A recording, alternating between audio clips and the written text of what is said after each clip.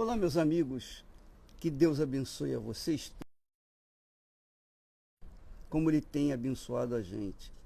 Que Ele venha abençoar vocês de forma abundante, porque eu tenho certeza absoluta, absoluta certeza, convicção, de que essa é a vontade de Deus. Sabia disso? Deus é Pai. Sabe o que é ser pai. Muito interessante isso. Ele sabe o que é ser pai. Mas, como todo bom pai, tudo o que os filhos pedem, mas tudo o que os filhos precisam. Imagine se o pai fosse fazer a vontade de todos nós. Ia ser um inferno esse mundo, pior do que é.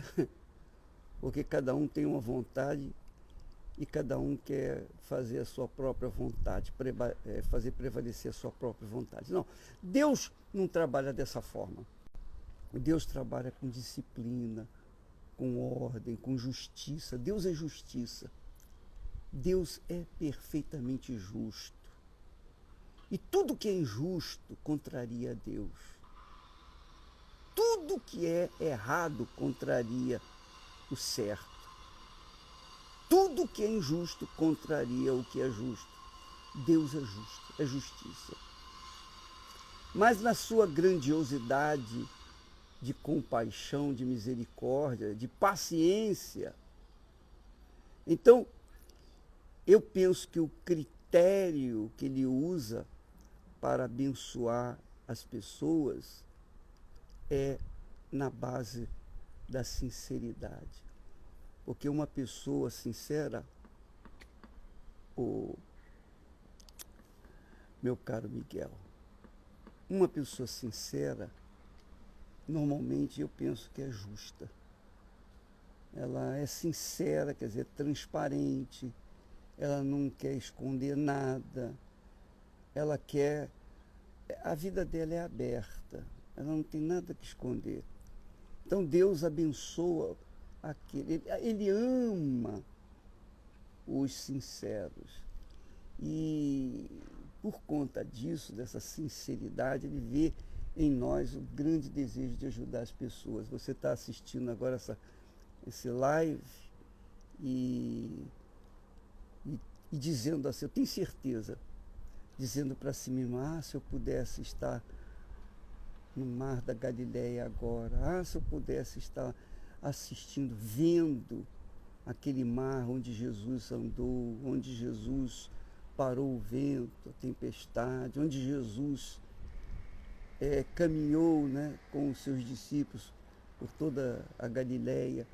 Eu gostaria de ver o que o bispo está vendo. De fato, por conta do seu desejo, eu creio que só pelo fato de você ver estas imagens simples, que a gente não está mostrando quase nada, porque nós temos nossos limites de transmissão, mas o pouquinho que você vê já é suficiente para transmitir o Espírito de Deus para você.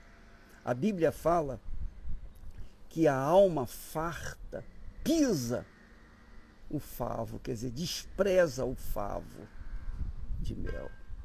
Mas a alma faminta, que é o que Jesus busca, né? O Espírito Santo busca. A alma faminta, para a alma faminta, até o que é amargo torna-se doce. Então, eu quero mostrar um pouquinho dessas imagens para você. São pouquinhos, são coisas insignificantes, mas que o espírito dessas imagens, que é o espírito da criação, o Espírito de Deus venha possuir você aí mesmo onde você está. E nós sabemos, enquanto você assiste aí essas imagens, nós vamos contar o Bispo Miguel vai contar um pouquinho da história dessa cidade. que vale a pena você saber para poder se situar do porquê que Jesus veio justamente para esse lugar. Miguel. Nós vemos hoje a Galileia, achamos o local lindo, turístico. Só que quando nós lemos a Bíblia, nós entendemos que essa região era um vale de tormento e sofrimento. Porque Roma pressionava e aprisionava e extorquia os humildes, os pobres aqui dessa região. Então existia uma pressão muito grande para se pagar os impostos para Roma e pagar os impostos para Herodes, para a construção dos seus palácios, construção de Jerusalém, onde existia uma atratividade muito grande. E aqui nessa região onde tem a Galileia e os povos ao redor, existia o sofrimento. Tal ponto que Roma matava as pessoas na entrada da cidade para que eles mostrassem o seguinte: aqui quem manda somos nós. Se você não andar na linha, é isso que vai acontecer com você. Quer dizer, se não andar na linha, quer dizer, se não pagar os impostos. Se não pagar os impostos. Então, existia um sofrimento, uma opressão, uma angústia muito grande aqui nessa região. As pessoas, elas perder seus bens, seus filhos eram confiscados, levados para Jerusalém para pagar suas dívidas. Era um tormento sem fim na vida das pessoas que moravam aqui. E o Senhor Jesus, desde o livro de Isaías, o profeta já dizia que ele viria para a região de Zebulon, onde a luz veio a brilhar para a salvação dessas pessoas, dos sinceros, que estavam clamando por sinceridade, clamando por justiça, clamando por uma libertação. Pois é. E fica com isso, com essa história, que Deus está em busca dos aflitos, dos pobres, dos oprimidos, Rejeitados. dos rejeitados, das pessoas que estão sendo, digamos, sacrificadas, né? No caso aqui, na história, a gente sabe que quando a pessoa não tinha o dinheiro para pagar os seus impostos, então os seus filhos eram levados e feitos escravos de Roma. E infelizmente, desgraçadamente, hoje nós temos a mesma situação em todo o mundo. Em todos os lugares existe essa situação. Mas é por isso mesmo que Deus nos chamou. Ele nos chamou justamente para levar a essas pessoas não apenas uma palavra de esperança, uma palavra de conforto, mas uma palavra de fé, uma palavra que faz levantar o ânimo da pessoa, faz a pessoa acordar, despertar. Eu lembro, Miguel, que quando uma das minhas experiências com Deus foi uma revolta. Eu tive que me revoltar. E quando eu me revoltei, eu tomei a palavra de Deus, eu levantei para o alto, eu disse: Senhor, isso aqui está escrito. Agora, como é que eu vou saber que isso que está escrito, que está prometido, é verdade ou é falso? Como é que eu vou saber se é verdadeiro ou falso? Porque até hoje eu ouço falar, mas eu ainda não vi com os meus olhos. Então eu estava humilhado, eu estava envergonhado. Eu não sei qual é a palavra mais propícia para dizer que eu estava realmente no fundo do poço, para chegar e cobrar de Deus. Cobrar, essa é a palavra. Essa é a palavra, cobrar de Deus aquilo que estava escrito. Porque se foi o homem que escreveu, então ele não viria responder, ele não teria que responder. Mas se foi ele que me prometeu, então teria que acontecer. Então essa é a fé que brota da gente quando a gente conhece a palavra de Deus. Quando a gente se firma na palavra de Deus, quando a gente anda na palavra de Deus. Foi assim que aconteceram os milagres de Jesus. Pedro disse: Senhor, tendo trabalhado a noite inteira, não pescamos nada, mas sobre a tua palavra lançarei as redes. Quer dizer, se ele não pescasse, ele não teria como comer. E se ele não tivesse pescado, também não teria como pagar os seus impostos. E se ele não pagasse os impostos, o que seria feito da vida dele? Não é? Então, nós verificamos que Pedro lançou a sua vida sobre a palavra de Deus. E é isso que você tem que entender, minha amiga e meu caro amigo. Você tem que lançar a sua vida sobre a palavra de Deus. Eu sei que oração é importante. Ore por mim. Muitas pessoas têm orado por mim, graças a Deus por isso. Mas mais importante do que orar por você, minha amiga e meu amigo, é você obedecer a palavra de Deus. Essa é a maior oração. A minha maior oração é obedecer a palavra de Deus. Eu oro, eu sempre oro. Mas, se eu não obedecer a palavra dele, o que adianta a minha oração? Entendeu? Não tem fundamento, não tem explicação, não tem sentido. Então, quando nós tratamos da palavra de Deus, e aqui, quando você vê esse mar, a palavra se cumpriu nesse mar num momento difícil para os pescadores, porque desse mar saía a vida para eles, saía os impostos, saía a comida para sustentar a família, etc, etc. A vida deles estava aqui neste mar.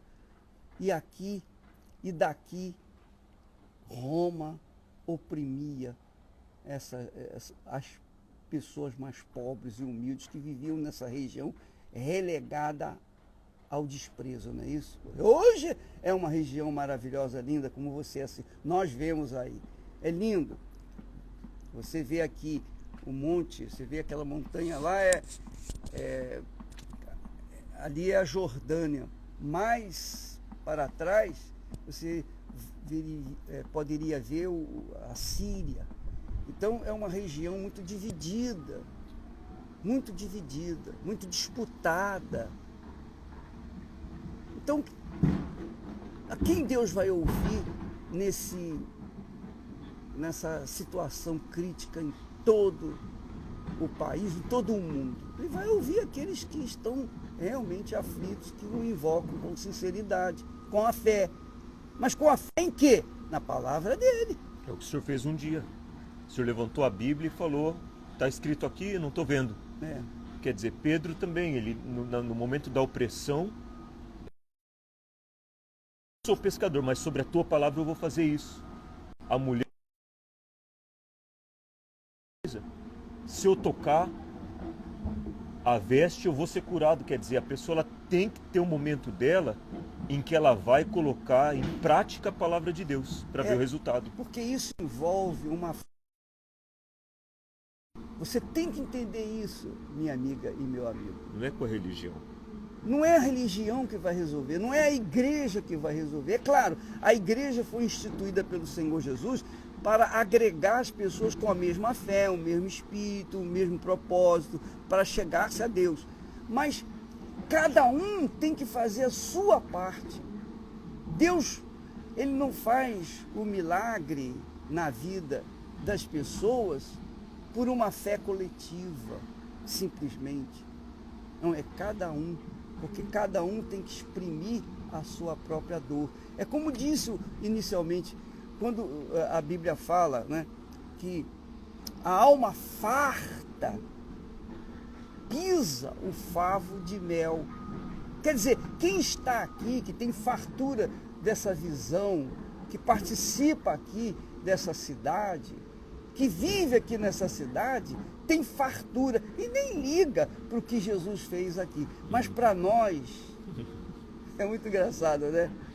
Um pouquinho só já é doce, já é suave. Então que o Espírito Santo venha abrir o seu entendimento, minha amiga e meu caro amigo. e sobretudo, fazer você entender que a sua vida só depende de você. A sua vida é sua. A sua alma é exclusivamente sua. A sua alma é ou não de Deus, dependendo da sua vontade. A minha alma é de Deus porque eu a entreguei, eu a mãos do meu Senhor. Quer dizer, a minha vida é pessoal, é intransferível, a não ser quando a gente se entrega para o Senhor Jesus. Então, cada um tem que fazer a sua própria parte. Cada um tem que fazer a sua... Então, por exemplo, eu agradeço muito a Deus pelas suas orações. E também oro por todos vocês. Mas isso não é suficiente. Porque, é como eu falei, a coisa é pessoal. A minha. Se eu estou com dor de barriga, ninguém pode sentir essa dor. Ninguém está sentindo essa dor de barriga. Eu não posso dizer, olha, eu estou assim. Sou eu que estou sentindo aquilo. Então eu é que tenho que esboçar a minha dor, a minha necessidade. Quando a pessoa vai no médico, o paciente vai no médico e o médico fica sentado e diga, pois não, o que eu posso ajudá-lo? Se a pessoa não fala nada, como é que o médico vai poder ajudá-la? Então assim também é no caso de Deus. E tem que ser sincero para o médico, né? Mas aí a pessoa diz assim, mas bispo, Deus já não sabe o que eu preciso? Por que eu tenho que pedir uma coisa que ele já sabe de antemão que eu... Jesus foi no tanque de Siloé e havia muitos enfermos esperando aquela água se mover. Mas ele ali só curou uma pessoa, que foi o paralítico. Por que ele só curou o paralítico? Porque só o paralítico exprimiu na sua alma o desejo de ser curado. E Jesus viu a fé, Jesus viu aquela necessidade, viu ele esboçando aquele desejo de ser curado. Ele cria. Então Jesus só curou ele. Ele passava no meio das multidões. Aqui mesmo, multidões vinham até ele. Ele chegou para essa multidão e disse, olha, vocês estão vindo atrás de mim, não por causa da minha palavra, mas porque vocês comeram pão e peixe, porque ele havia multiplicado pães e peixes e alimentado a multidão. Então vocês estão atrás de mim por causa do pão e do peixe. Assim é a maioria das pessoas. Elas estão a fim apenas de resolver os seus problemas pessoais e não estão nem aí para a palavra de Deus. Só que, para você ter uma fé sólida, inteligente e que conquista aquilo que Deus prometeu, você tem que estar apalpado ou apoiado na palavra. Na palavra. Se você não se apoiar na palavra de Deus, você não vai ter a fé para alcançá-lo, para alcançar as suas bênçãos. Porque a palavra de Deus é espírito e é verdade.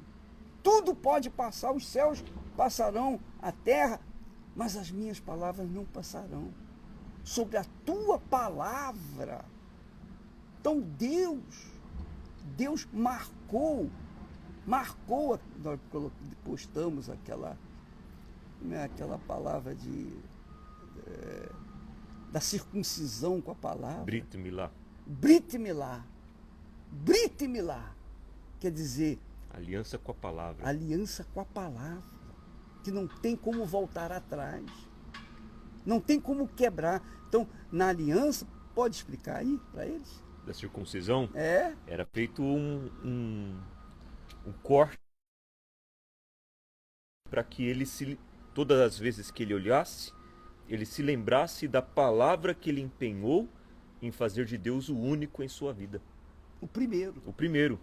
Quer dizer, houve um empenho da palavra, aliança com a palavra. Estou circuncidando na minha carne essa aliança. Quer dizer,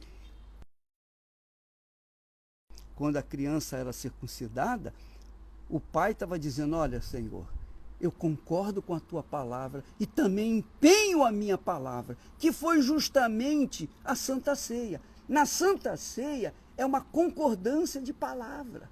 Olha, eu dei a minha vida, eu dei o meu corpo, dei o meu sangue por vocês.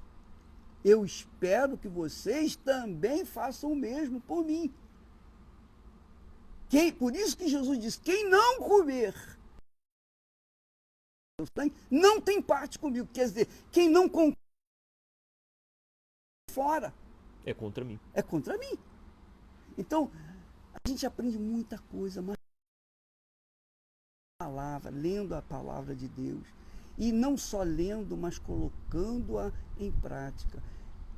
E você não precisa saber toda a palavra e colocá-la toda em prática, ou tentar colocá-la toda em prática. Coloca o que você sabe, só isso é suficiente.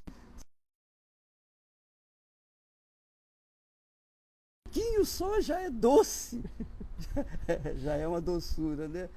Aí como é que diz? Um pouquinho já transforma numa fonte. Já transforma numa fonte. Né? A alma farta de religião pisa o mel, pisa o que é o favo do mel. A alma sedenta, apenas uma gotinha, até o amargo se torna doce. E Deus quer isso. Ele está buscando pessoas que confiem na sua palavra, que vivam na sua palavra, para que através dessa palavra, uma vez você dessa palavra, ela não vai sair mais de você. Você vai ser uma fonte que vai gerar outras vidas e outras vidas e não vai parar de gerar. É o que Jesus falou, quem beber da água, quer dizer, do Espírito que eu lhe der, essa água, esse Espírito, fará nele uma fonte a jorrar por toda a eternidade. Não é jorrar só por 50 anos, 100 anos aqui, não. É por toda a eternidade. Nós vamos ficando por aqui, falamos muito, muito.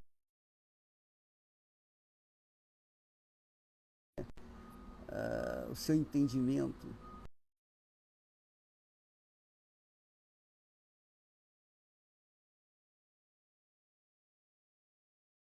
Vale mais do que oração, vale mais do que jejum, vale mais do que qualquer outra coisa. É um sacrifício, não tenha dúvida, é um sacrifício. Porque você negar a si próprio para fazer a vontade de Deus é duro. Você negar o seu coração que odeia o seu irmão, que odeia fulana, que odeia aquela criatura que destruiu o seu lar, o seu casamento, e chegar e até orar por ela, meu Deus, tem misericórdia dela, eu perdoo ela. Isso não é fácil, não. Só realmente quem está disposto a sacrificar para agradar a Deus. Então Deus abençoe vocês todos e até a próxima. Nós estamos aqui em Israel e que Deus abençoe em nome de Jesus. Amém.